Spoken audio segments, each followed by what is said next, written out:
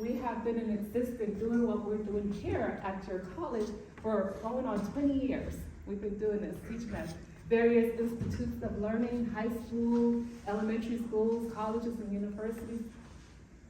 The information that you're going to hear is based on oral history and also based on a lot of the work from my mentor, who was a Garifuna historian, Salvador Suazo from Honduras. You're going to be hearing about Garifuna history from our homeland, Uruguay, which is known as St. Vincent, all the way to when we were relocated, I'll say resettled, to Central America.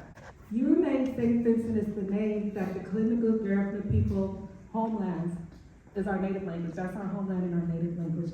So throughout the presentation, you're going to keep hearing me kind of interchangeably say Garifuna and Garinagu, because Garinagu is the original name that we have for ourselves on the island, and then Garifuna is what we call ourselves now. And also